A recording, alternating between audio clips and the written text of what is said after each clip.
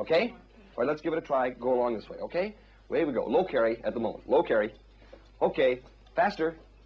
Very good. Around the table. Very good. High carry. Okay, high carry.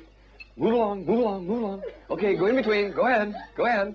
Okay, low carry. Okay. Faster, faster, faster. High carry. Reverse. No, here we go. All right, fast, fast. Away we go, away we go. Faster. Okay, now who's going to try a real high carry? Okay? Whoop, there we go. Whoa! The Playboy Club, Chicago, heart of a £30 million empire built around the simple principle that most people like to look at pretty girls. In this case, well-trained pretty girls. Good evening. I'm your bunny, Izzy. You notice that she smiles and gives eye contact with all four of us. We imagine that there's another gentleman sitting there. She places the napkin. Now, you notice that she placed the napkin for the ladies first and with the bunny emblem facing the guest. Now, when she places this one, you notice that she is doing what we call a bunny dip. There you notice that she is bending at the waist. That's incorrect. Another way that it could be incorrect is if she were to go down in a sitting position rather than keeping her hips tucked under. Okay, once again, let's see the bunny dip done just so. That's absolutely correct.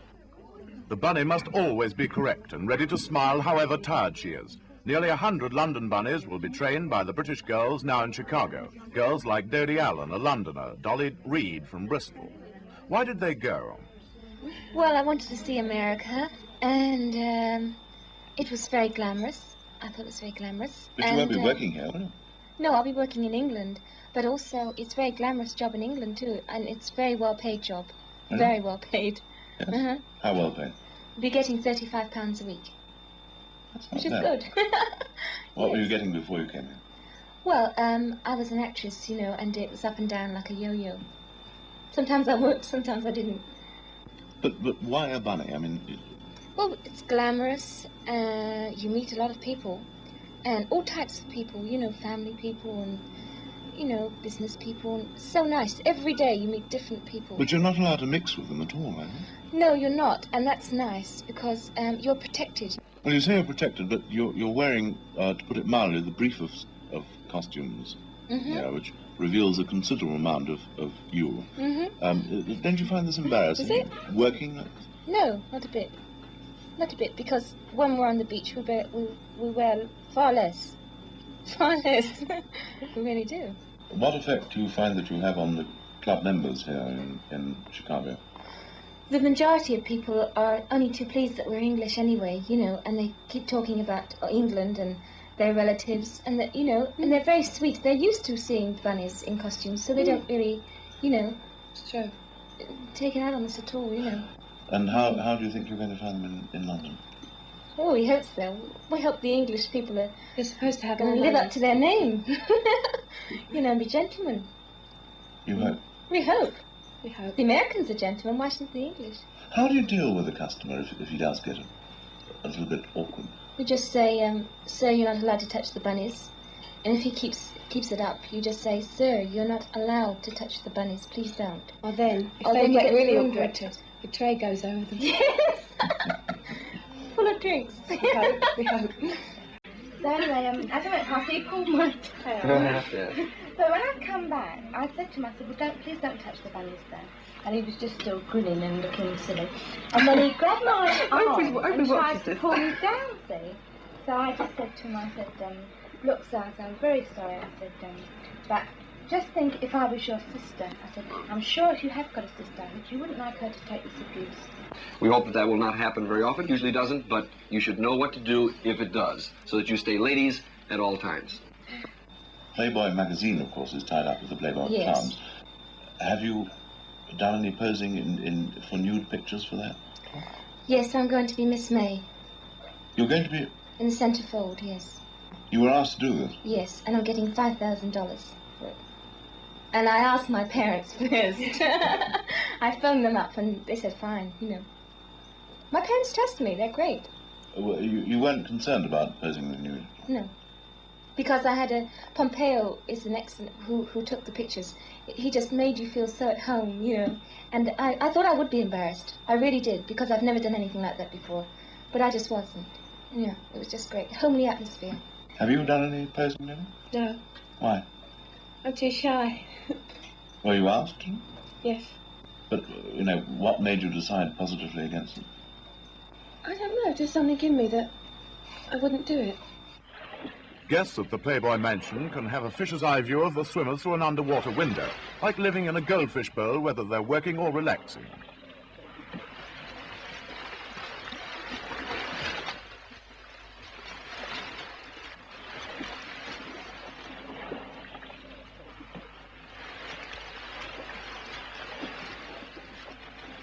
The mansion stands on Chicago's North State Parkway. In the organization, it's known as the House.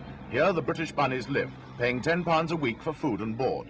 Here, their boss lives too, more like a hermit than a tycoon, because he rarely leaves his close-carpeted suite. If he'll see you, you have to take off your shoes. Then you pad like some pilgrim to the inner sanctum of Hugh Hefner, president of Playboy Clubs International, editor-publisher of Playboy magazine, at 39, a millionaire and a bachelor. Yes, that'll be all right. Okay. He controls his kingdom from a 7-foot circular, power-driven, vibratable bed. It rotates as well. Excuse me. I was on the... That's all right. Come around here.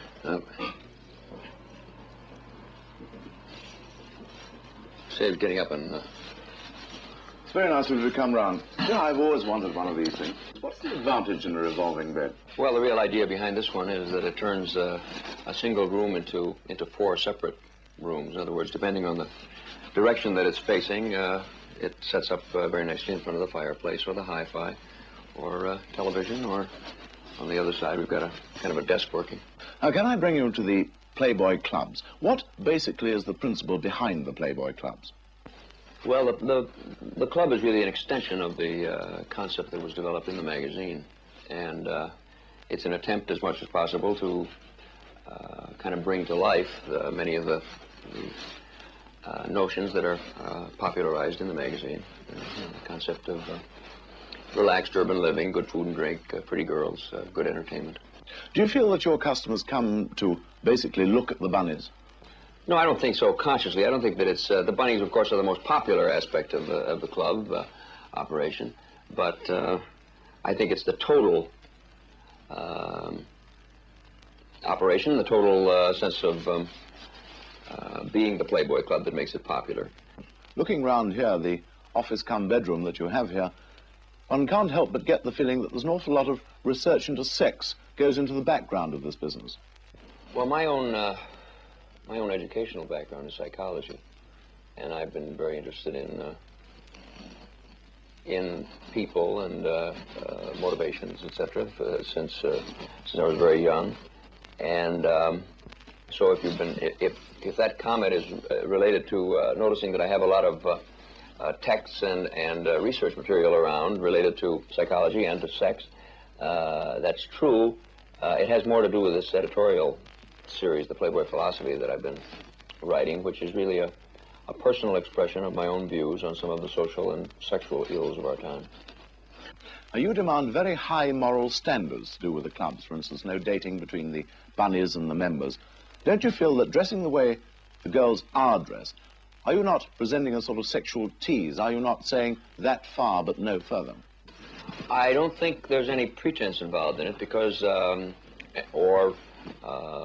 what might be... it might be called a tease. Would that be yes, I think that it would be... In other words, there's no pretense or hypocrisy involved in it, because there is no attempted suggestion that the operation is anything otherwise. In other words, the fact that the bunnies don't date the customers is one of the things that we promote. The reason for that is not any kind of double standard or hypocritical point of view on our part by any means. It's just an attempt to separate business from pleasure. Big business, plenty of pleasure. But are there dangers too? In London, I spoke to the man behind the British Playboy Club, Victor Lownes, known as Vic Baby to his friends. Now, the Playboy Clubs boast of the high moral standards that they keep up. How are you able to ensure that those standards stay high here and the club doesn't degenerate just into another sex club? Well, of course, we have a tremendous amount at stake, so it's very important to us that we do keep the clubs on a very high level. In the States, we use shopping services. Here, there are no such things, so we'll have to employ private detectives, particularly for the job. They come into the club, they act like members, we select them so that they look like members, and they try to bait the girls to find out their phone numbers. And the girls know that this is being done, that there are people who will be in the club asking them these questions, offering them money to meet them after work, things of that sort, so that we can instantly fire anybody who breaks any of the rules, but more than that, so that we can protect the good girls against anybody who might be tempted to break our rules. And they appreciate the fact that we do police them in this way. So we can't afford to do anything otherwise. We must police them at all times. You pay these girls £35 a week and you dress them in the briefest of costumes. Don't you think that there's a danger that they might be corrupted by all this? Well, the high wages, I think, keep them from being corrupted. If they got out of line, they'd lose the high-salary job, and there's no temptation. They can well afford to be independent and to go their own merry way because they get paid £35 a week, which is a lot of money by average working girl standards, I think. And we reward them extra. We have an incentive scheme, so it's possible, actually, for a girl to make more than that. I don't think big money tends to corrupt, no.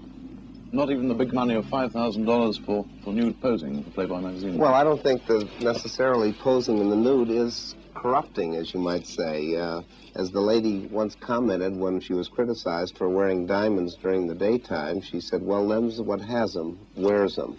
And I think the young lady with a lovely figure who poses in the nude is not to be accused of immorality. But isn't $5,000, what, £1,500, a truly large amount to pay a young girl? It's £1,800, actually. Well, it's a lot of money, but there are very few girls who would qualify for the Playmate of the Month. Back in Chicago, more potential playmates scurry to work, through the snowbound streets to the hothouse life they've chosen.